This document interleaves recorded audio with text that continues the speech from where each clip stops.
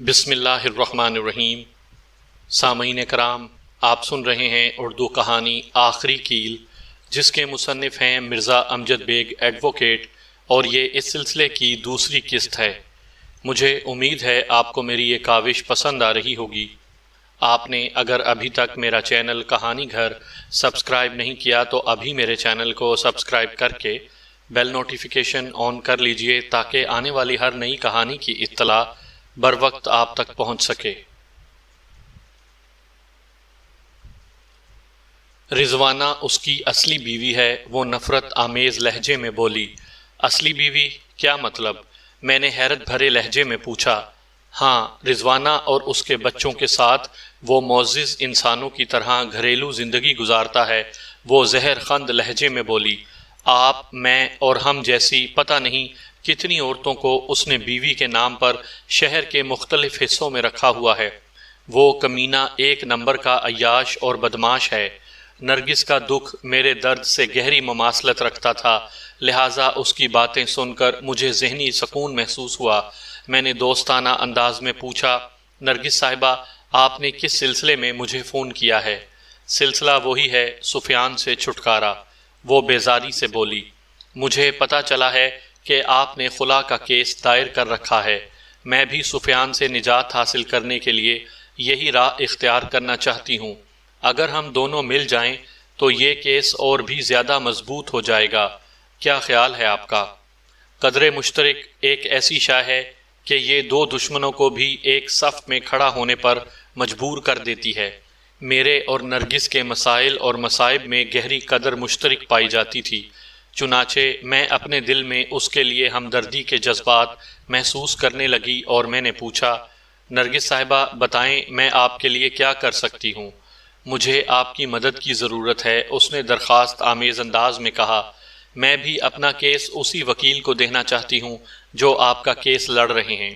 ٹھیک ہے، میں آپ کو ان وکیل صاحب کا نمبر دے دیتی ہوں، وہ سٹی کورٹ کے قریب ہی ایک ملٹی سٹوری بلڈنگ میں بیٹھتے ہیں۔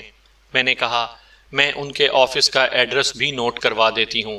میں آپ کے ساتھ ان وکیل صاحب سے ملنے جانا چاہتی ہوں، وہ بے حد جذباتی لہجے میں بولی، اور اس سے پہلے میں آپ سے ایک بھرپور ملاقات کرنا چاہتی ہوں۔ ٹھیک ہے، آپ جب کہیں گی ہم مل لیں گے، میں نے خوش اخلاقی کا مظاہرہ کرتے ہوئے کہا۔ جب نہیں، آج ہی، وہ اصراری لہجے میں بولی۔ میں آپ سے زیادہ دور نہیں ہوں، میں بہادرہ آباد کے علاقے میں رہتی ہوں۔ اگر آپ دن میں مجھے تھوڑا وقت دے دیں تو میں آپ کا یہ احسان زندگی بھر یاد رکھوں گی۔ نرگس نے اتنی منت اور لجاجت سے یہ بات کہی تھی کہ میں مجبور ہو گئی، اور میں نے کچھ سوچے سمجھے بغیر اس سے کہہ دیا، بتائیں آپ کتنے بجے مجھ سے ملنا چاہتی ہیں؟ دن میں 1 اور 3 کے درمیان کسی بھی وقت آ جائیں۔ میرے استفسار پر اس نے مجھے اپنے فلیٹ کا ایڈریس بڑی وضاحت کے ساتھ سمجھا دیا اور ہمارے درمیان ٹیلی فونک سلسلہ ختم ہو گیا۔ اور آپ؟ فوزیہ نے سانس لینے کے لیے تھمی تو میں نے افسوسناک انداز میں گردن ہلاتے ہوئے کہا، اس عورت کے کہنے میں آ کر بہادر آباد والے فلیٹ پر پہنچ گئیں۔ جی بیگ صاحب، وہ گہری ندامت سے بولی، مجھ سے غلطی ہو گئی، اب محسوس ہو رہا ہے کہ مجھے اس فلیٹ پر نہیں جانا چاہیے تھا۔ اب پچھتائے کیا ہوت جب چڑیاں چگ گئیں کھیت۔ میں نے کہا، آپ کو کم از کم مجھے اس معاملے سے آگاہ تو کرنا چاہیے تھا۔ اگر آپ مجھے نرگس کے فون کے بارے میں فوراً بتا دیتی، جیسا کہ 5 دن پہلے سفیان کے فون کے بارے میں مجھے گھر پر فون کر کے آگاہ کیا تھا، تو میں ہرگز آپ کو نرگس کے فلیٹ پر نہ جانے دیتا۔ بیگ صاحب، وہ شرمندہ سی صورت بناتے ہوئے بولی، پتہ نہیں اس وقت میرے دماغ کو کیا ہو گیا تھا، مجھے اپنی سوچ پر بالکل اختیار نہیں رہا تھا۔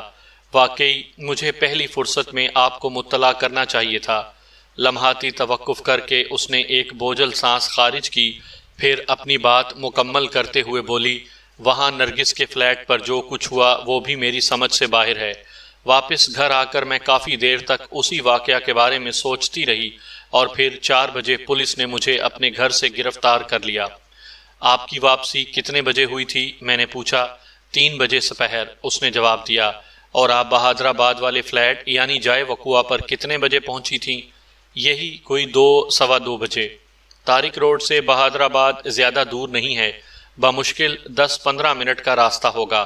میں نے کہا، آپ نے اپنی آمد و شد کے جو اوقات بتائے ہیں اس سے یہی ظاہر ہوتا ہے کہ بہادر آباد والے فلیٹ پر آپ زیادہ دیر نہیں رکی ہوں گی، زیادہ سے زیادہ 5 منٹ۔ وہاں بہادر آباد والے فلیٹ پر ایسا کیا واقعہ پیش آیا تھا کہ جس کے بارے میں آپ گھر آ کر بھی کافی دیر تک سوچتی رہی تھیں؟ میں نے کریدنے والے انداز میں پوچھا۔ کیا آپ کی نرگس سے ملاقات ہو گئی تھی؟ نہیں، اس نے قطعیت سے گردن ہلائی۔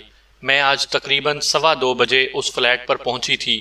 وہ اپارٹمنٹس بلڈنگ بہادر آباد کے کمرشل ایریا میں واقع ہے۔ میں نے 4تھ فلور کے اپارٹمنٹ نمبر 404 کی گھنٹی بجائی اور ایک طرف رک کر دروازہ کھلنے کا انتظار کرنے لگی۔ نرگس نے فون پر مجھے اسی فلیٹ کا ایڈریس سمجھایا تھا۔ جب گھنٹی کے جواب میں اندر سے کوئی نہیں نکلا تو میں نے دوبارہ گھنٹی بجا دی۔ اس بار بھی کوئی رد عمل ظاہر نہیں ہوا۔ میں نے سوچا ہو سکتا ہے کہ نرگس واش روم میں ہو۔ احتیاطاً میں نے دروازے پر دستک بھی دے ڈالی اور اسی وقت مجھے پتہ چلا کہ دروازہ لاک نہیں تھا۔ میری دستک کے دباؤ سے دروازہ کھل گیا۔ میرے اندر تجسس نے سر ابھارا اور ذہن میں یہ خیال پیدا ہوا کہ مجھے اندر داخل ہونا چاہیے، اور پھر میں فلیٹ کے اندر داخل ہو گئی۔ وہ 3 کمروں کا ایک صاف ستھرا فلیٹ تھا، مگر اس کے اندر خاموشی اور سناٹے نے میرا استقبال کیا۔ وہاں کسی ذی روح کے آثار نظر نہیں آتے تھے۔ میں فطری تجسس کے ہاتھوں مجبور ہو کر ایک کمرے سے دوسرے اور دوسرے سے تیسرے میں چکراتی رہی۔ میں نے واش رومز اور کچن میں بھی جھانک کر دیکھ لیا، لیکن وہ فلیٹ انسانی وجود سے خالی تھا۔ مجھے حیرت ہوئی کہ جب نرگس نے مجھے 1 بجے سے 3 بجے تک وہاں آنے کو کہا تھا تو پھر وہ کہاں غائب ہو گئی، اور اگر کسی ایمرجنسی میں اسے باہر جانا ہی تھا تو مجھے فون کر کے اطلاع دے سکتی تھی، اور یہ بھی کہ وہ فلیٹ کا دروازہ کھلا کیوں چھوڑ گئی۔ جلد ہی مجھے اپنی حماقت کا احساس ہو گیا۔ مجھے یوں لگا جیسے نرگس نے مجھے بے وقوف بنانے کے لیے وہ ڈرامہ رچایا تھا۔ مجھے ایک اجنبی عورت کی کال پر یوں گھر سے اٹھ کر نہیں چلے آنا چاہیے تھا۔ اس کے ساتھ ہی میرے ذہن میں یہ سوچ بھی جا گزی تھی کہ آخر نرگس کو میرے ساتھ ایسا بھیانک مذاق کرنے کی کیا ضرورت تھی۔ ذہن میں فوری طور پر پیدا ہونے والے ایک سنسنی خیز خیال نے مجھے چونکنے پر مجبور کر دیا۔ کہیں یہ سفیان کی کوئی چال تو نہیں؟ میں نے دل ہی دل میں خود کو لعنت ملامت کی اور فوری طور پر اس فلیٹ سے نکل آئی، اور گھر پہنچنے کے بعد بھی میں کافی دیر تک اسی عجیب و غریب واقعہ کے بارے میں سوچتی رہی تھی۔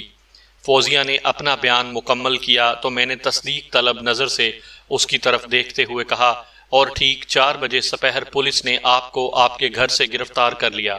جی ہاں، اس نے اثبات میں گردن ہلا دی۔ بہادر آباد والے فلیٹ کے بارے میں آپ نے اپنی والدہ کو بتایا تھا؟ میں نے پوچھا۔ وہ اس صورتحال سے کس حد تک آگاہ ہیں؟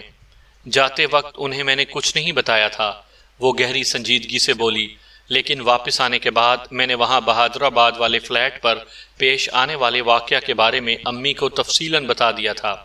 میں نے جاننا چاہا پھر انہوں نے کیا کہا؟ امی میری بات سن کر پریشان ہو گئی تھیں۔ فوزیہ نے جواب دیا، انہوں نے بھی یہی کہا تھا کہ مجھے اس فلیٹ پر نہیں جانا چاہیے تھا۔ میں نے سوچ میں ڈوبے ہوئے لہجے میں کہا، آپ نے اس فلیٹ میں مختلف چیزوں کو چھوا بھی تھا؟ جی ہاں، وہ سر کو اثباتی جنبش دیتے ہوئے بولی۔ جب میں نے اس فلیٹ کے 3 کمروں اور باتھ رومز اور کچن کو اچھی طرح جھانک کر دیکھا تھا تو ظاہر ہے میں نے بے شمار چیزوں کو چھوا تو ہے۔ میں نے گھمبیر انداز میں پوچھا، آپ کو بہادر آباد والے فلیٹ میں کسی نے داخل ہوتے یا باہر نکلتے ہوئے تو نہیں دیکھا؟ وہ بہادر آباد کا ایک کمرشل ایریا ہے بیگ صاحب، اس نے بتایا۔ بلڈنگ میں داخل ہوتے وقت کئی افراد کی مجھ پر نگاہ پڑی ہوگی، اور بعض نے مجھے بلڈنگ سے نکلتے ہوئے بھی دیکھا تھا، لیکن میں سمجھتی ہوں ان میں سے کوئی بھی میرا شناسہ نہیں تھا۔ اور فلیٹ میں داخل یا خارج ہوتے وقت کسی نے آپ کو دیکھا؟ جی نہیں، البتہ۔ وہ بولتے بولتے اچانک خاموش ہوئی تو میں نے سوال کیا، البتہ کیا؟ پولیس والے مجھ سے کہہ رہے تھے کہ ان کے پاس ایک عینی گواہ موجود ہے، وہ الجھن زدہ لہجے میں بولی، جس نے مجھے فلیٹ نمبر 404 کے اندر داخل ہوتے ہوئے دیکھا تھا۔ پولیس نے سپہر 4 بجے فوزیہ کو اس کے فلیٹ سے گرفتار کیا تھا، جبکہ وہ لگ بھگ 2 بجے اس فلیٹ پر گئی تھی، اور یہ اتنی قلیل مدت تھی کہ کوئی عینی گواہ پیدا نہیں کیا جا سکتا تھا۔ پھر یہ سوال بھی غور طلب تھا کہ پولیس کو کیسے پتا چلا کہ فوزیہ نے سفیان علی کو بہادر آباد والے فلیٹ میں قتل کر دیا ہے؟ وہ اتنی جلدی گرفتاری کے لیے اس کے فلیٹ پر کیسے پہنچ گئی؟ میری سمجھ میں یہی بات آئی کہ پولیس اسے ہراساں کرنے کے لیے کوئی چال چل رہی ہے۔ آپ کو بالکل فکر مند ہونے کی ضرورت نہیں ہے، میں نے اس کی آنکھوں میں دیکھتے ہوئے تسلی آمیز لہجے میں کہا۔ مصیبت چھوٹی ہو یا بڑی، اس سے بہرحال نمٹنا ہی پڑتا ہے۔ بس آپ اپنی ہمت کو مضبوطی سے تھام کر بیٹھی رہیں اور میری ہدایات کو ذہن میں نقش کر لیں، باقی تمام عدالتی معاملات سے میں خود ہی نمٹ لوں گا۔ اس نے اطمینان کی سانس لی اور میرا شکریہ ادا کرنے کے بعد بولی، جی حکم کریں، میں پوری توجہ سے سن رہی ہوں۔ آئندہ 5 منٹ میں نے فوزیہ کو چند اہم ٹپس دے دیں۔ اس نے میری ہدایات کو ذہن نشین کرنے کا وعدہ کیا اور ایک بار پھر میرا شکریہ ادا کرنے کے بعد بولی، بیگ صاحب، اوپر خدا اور نیچے آپ ہیں، میری ساری امیدیں آپ دونوں سے ہی وابستہ ہیں، ہم دونوں سے آپ کو مایوسی نہیں ہوگی۔ میں نے بدستور اس کی آنکھوں میں دیکھتے ہوئے کہا۔ اس دوران کانسٹیبل بہادر حوالات کی طرف 3-4 چکر لگا چکا تھا۔ وہ مٹر گشت کرنے والے انداز میں آتا تھا اور ہمیں جھانک کر واپس چلا جاتا تھا۔ میرا کام پورا ہو چکا تھا، لہٰذا مزید وہاں رکنے کی ضرورت نہیں تھی۔ میں نے فوزیہ کو مناسب الفاظ میں تسلی و تشفی دی اور تھانے سے نکل کر اپنی گاڑی کی جانب بڑھ گیا۔ اگلے روز پولیس نے ملزم فوزیہ کو عدالت میں پیش کر کے 1 ہفتے کے تفتیشی ریمانڈ کی درخواست کی۔ میں نے پچھلی رات حوالات میں ملزمہ سے ملاقات کے وقت ضروری کاغذات پر اس کے دستخط لے لیے تھے، لہٰذا عدالت میں پیش ہونے پر میں نے درخواست ضمانت کے ساتھ اپنا وکالت نامہ بھی دائر کر دیا اور جج کی طرف سے دیکھتے ہوئے نہایت ہی مؤدبانہ انداز میں کہا، جناب اعلیٰ، یہ اپنی نوعیت کا ایک عجیب و غریب کیس ہے۔ وکیل استغاثہ نے آغاز ہی میں مجھ پر حملہ کر دیا اور میری بات پوری ہونے سے پہلے تیز آواز میں بولا، جناب اعلیٰ، یہ عجیب و غریب نہیں، قتل کا ایک کیس ہے۔ جج نے حیرت بھری نظر سے وکیل استغاثہ کی جانب دیکھا، جیسے یہی جاننے کی جستجو میں ہو کہ اس میں بتانے والی کون سی بات ہے۔ جج کے متوجہ ہونے پر اس نے مزید کہا، جائے وقوع پر ملزمہ کی انگلیوں کے نشانات کئی مقامات پر پائے گئے ہیں۔ پولیس کو اپنی تفتیش مکمل کرنے کے لیے کم از کم 7 روزہ ریمانڈ کی ضرورت ہے، لہٰذا ان ابتدائی مراحل میں ملزمہ کی ضمانت کی درخواست منظور کرنا انصاف کے اصولوں کے منافی ہوگا۔ یور آنر، میں نے درخواست ضمانت کے حق میں آواز بلند کرتے ہوئے کہا، میری موکل اور اس مقدمے کی ملزمہ ایک معزز شہری ہے، وہ بے گناہ ہے، اسے کسی گہری سازش کے تحت اس کیس میں ملوث کیا گیا ہے۔ اپنے اس موقف کو ثابت کرنے کے لیے میرے پاس ٹھوس دلائل بھی ہیں، جنہیں میں مناسب موقع پر عدالتی کارروائی کے دوران میں منظر عام پر لاؤں گا۔ فی الحال معزز عدالت سے میری درخواست ہے کہ میری موکل کی درخواست ضمانت کو منظور کرتے ہوئے رہائی کا حکم جاری کیا جائے۔ جناب اعلیٰ، عدالت صرف حقائق، ثبوت اور سچائی کی بنیاد پر فیصلے کرتی ہے۔ وکیل استغاثہ نے گہری سنجیدگی سے کہا، کسی ملزم کو بے گناہ یا معصوم کہہ دینے سے بات نہیں بنتی۔ میں آپ کی بات سے اتفاق کرتا ہوں میرے فاضل دوست، میں نے نہایت ہی اطمینان سے کہا۔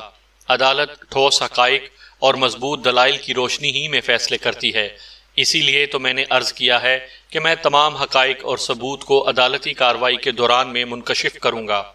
جناب اعلیٰ، وکیل صفائی بہت خوبصورت باتیں کر کے معزز عدالت کی توجہ اس کیس پر سے ہٹانا چاہتے ہیں۔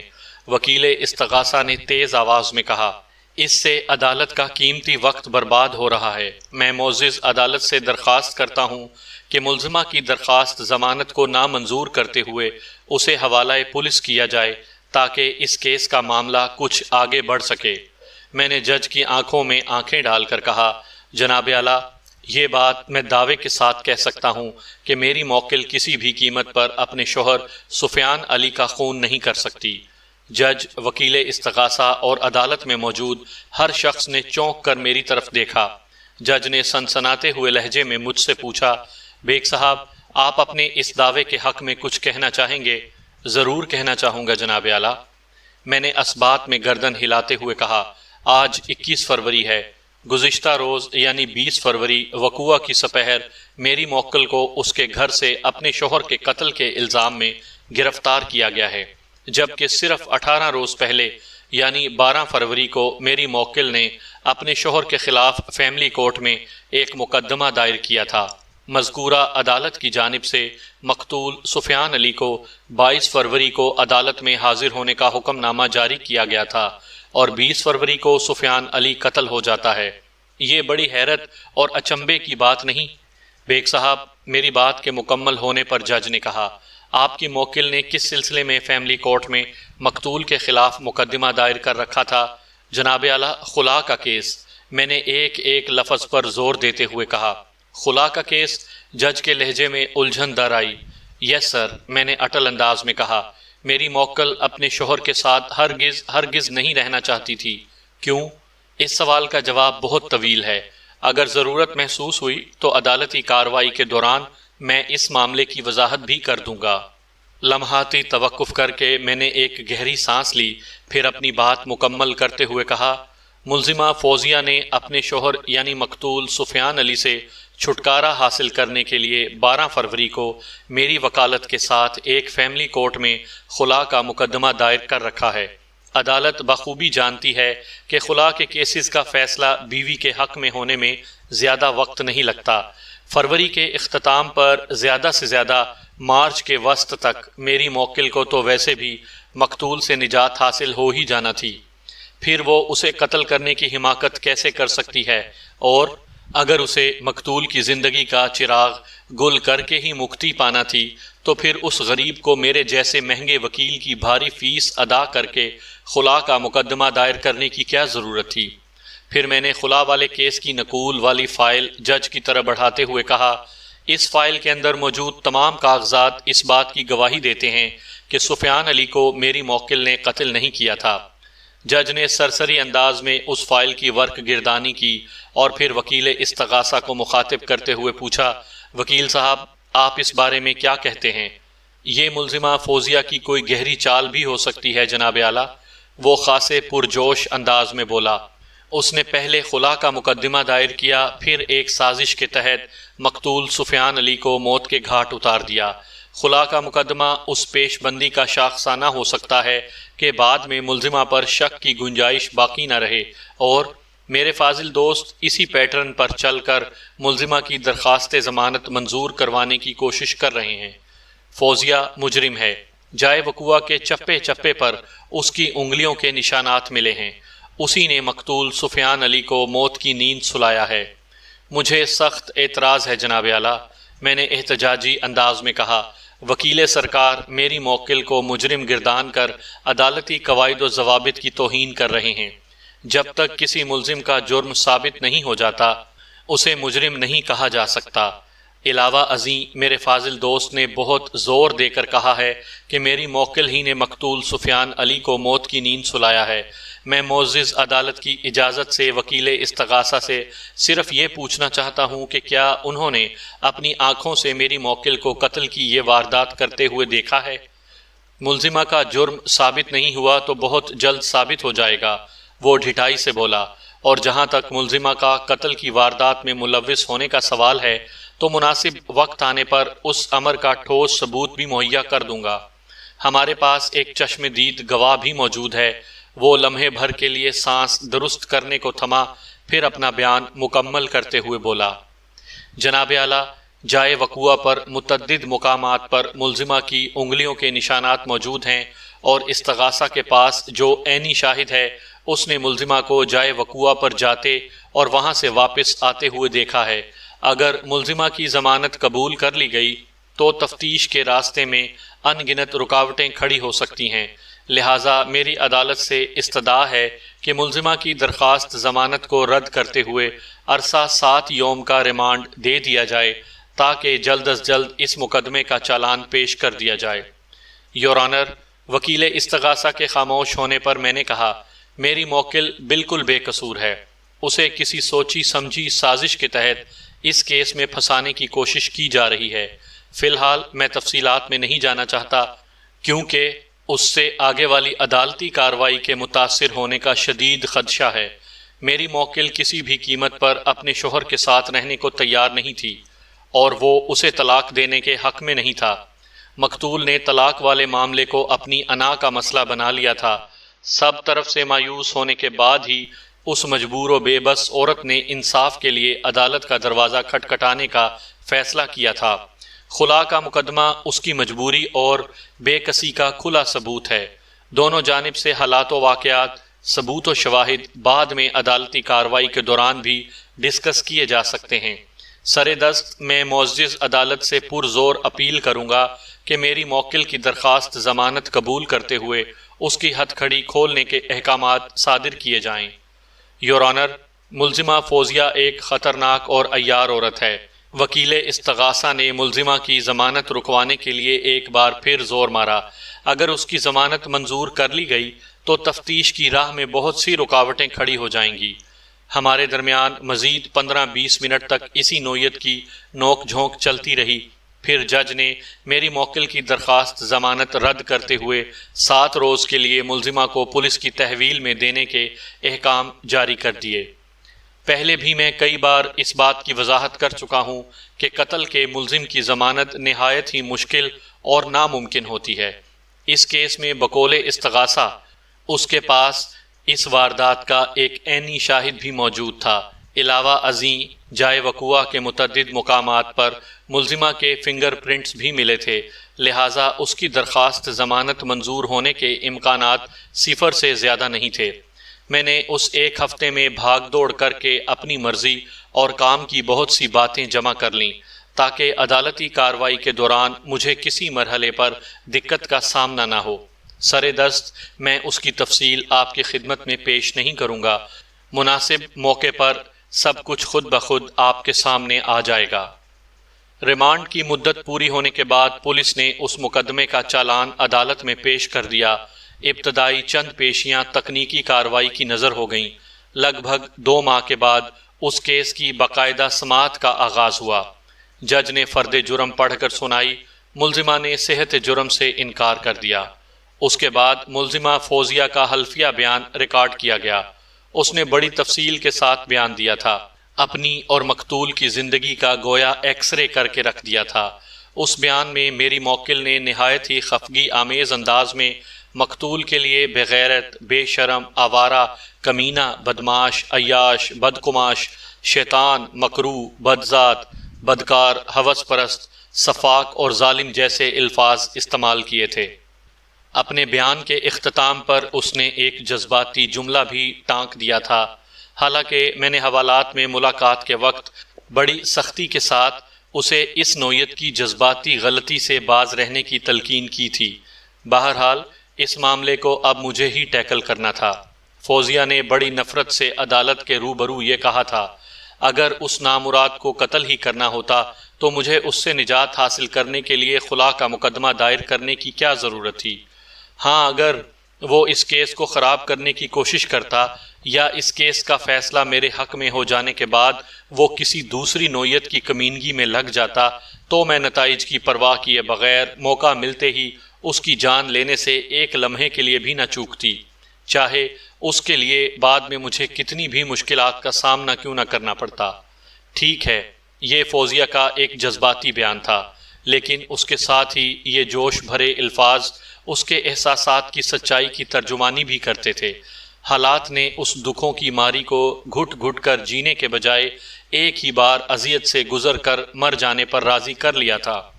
وہ ذہنی طور پر مرو یا مارو کے اصول پر عمل پیرا ہونے کا فیصلہ کر چکی تھی۔ اس نے اپنے حلفیہ بیان میں نرگس کی ٹیلی فون کال کی بھی تفصیل شامل کر دی تھی، جو اس کے کیس کو مضبوطی بخشتی تھی۔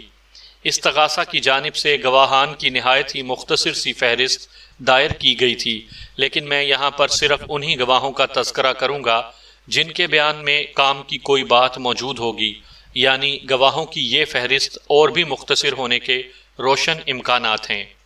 استغاثہ کی جانب سے شہادتوں کا سلسلہ شروع ہونے سے قبل ہی میں نے جج سے درخواست کی، یور آنر، میں اس کیس کے تفتیشی آفیسر سے چند اہم سوالات کرنا چاہتا ہوں۔ جج نے فوراً میری فرمائش پوری کر دی۔ اگلے ہی لمحے تفتیشی افسر وٹنس باکس یعنی گواہوں والے کٹہرے میں آ کر کھڑا ہو گیا۔ کسی بھی کیس میں تفتیشی آفیسر یا انکوائری آفیسر کی حیثیت استغاثہ کے ایک گواہ جیسی ہوتی ہے اور اسے ہر پیشی پر عدالت میں حاضر رہنا پڑتا ہے۔ اس کیس کا انکوائری آفیسر عہدے کے لحاظ سے ایک ASI تھا۔ وہ ایک فربا اندام مگر چست و چالاک پولیس والا تھا۔ میں گواہوں والے کٹہرے کے قریب آ گیا اور آئیو کی آنکھوں میں دیکھتے ہوئے سوال کیا، آئیو صاحب، مجھے پتا چلا ہے آپ اپنے ڈپارٹمنٹ میں AG کے نام سے جانے اور پکارے جاتے ہیں، یہ AG کیا شے ہے؟ AG، وہ زیر لب مسکراتے ہوئے بولا، مطلب عبدالغفار۔ وہ ایک پستہ قامت، فربا اور پھولے پھولے گالوں والا ASI تھا، اور جب وہ مسکراتا تھا تو اس کے گالوں میں ڈمپل بھی پڑتے تھے۔ میں نے اس کے جواب پر سرسری انداز میں کہا، او اچھا، جیسے AD سے اللہ دیتا اور GN سے غلام نبی۔ میں دراصل یہ سمجھا تھا کہ AG شاید کوئی ڈگری وغیرہ ہے، یا پھر AG کا مطلب اکاؤنٹنٹ جنرل ہے، جسے AG سندھ بھی کہا جاتا ہے۔ اس نے میرے تبصرے پر کچھ کہنا مناسب نہ سمجھا اور چپ چاپ گہری نظر سے مجھے دیکھتا چلا گیا۔ میں نے سوالات کے سلسلے کا آغاز کرتے ہوئے کہا، AG صاحب، آپ کو اس واقعہ کی اطلاع کب اور کس نے دی تھی؟ ہمارے روزنامچے کے مطابق یہ اطلاع وقوعہ کے روز یعنی 20 فروری کو بذریعہ ٹیلی فون دی گئی تھی۔ وہ پرسوچ نظر سے مجھے دیکھتے ہوئے بولا، اور اطلاع کنندہ کا نام ہے نورین۔ نورین؟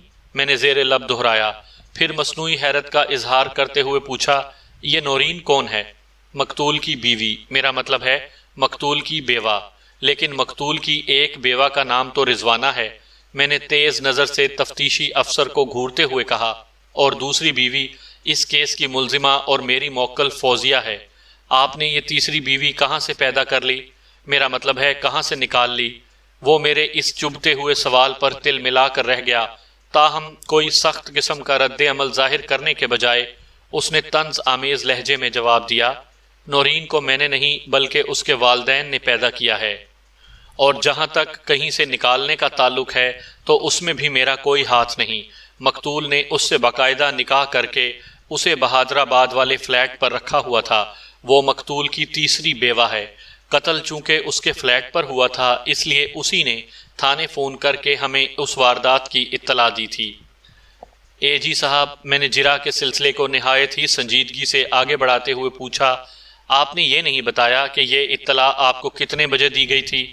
لگ بھگ 2:30 بجے، اس نے جواب دیا، یعنی 2:30 پر۔ جی ہاں، 2:30 کا مطلب 2:30 ہی ہوتا ہے، وہ برا سا منہ بناتے ہوئے بولا۔ اوکے، میں نے اس کی تکلیف پر پھایا رکھتے ہوئے کہا، پھر سوال کیا، مقتول کی بیوہ نورین نے اپنے شوہر مقتول سفیان علی کی موت کی اطلاع کن الفاظ میں دی تھی؟ صرف ایک لائن میں، وہ ٹھہرے ہوئے لہجے میں بولا، جلدی پہنچیں، کسی نے میرے شوہر کو قتل کر دیا ہے۔ آپ کے کہنے کا یہ مطلب ہے کہ نورین نے اپنی آنکھوں سے مقتول کو قتل ہوتے دیکھا تھا؟ میں نے استفسار کیا۔ میں نے ایسا کچھ نہیں کہا، وہ جلدی سے بولا۔ اگر نورین نے اپنی آنکھوں سے یہ قتل ہوتے دیکھا ہوتا تو پھر اس کے الفاظ یہ ہوتے، جلدی پہنچیں، فوزیہ نے میرے شوہر کو قتل کر دیا ہے۔ تو گویا آپ یہ کہنا چاہ رہے ہیں کہ نورین فوزیہ کی صورت آشنا ہے۔ سوتنوں کو ایک دوسرے کی صورت آشنا تو ہونا ہی چاہیے۔ وہ متذبذب انداز میں بولا اور بات ختم کر کے ادھر ادھر دیکھنے لگا۔ یہ کوئی فارمولہ نہیں ہے، میں نے قدرے سخت لہجے میں کہا۔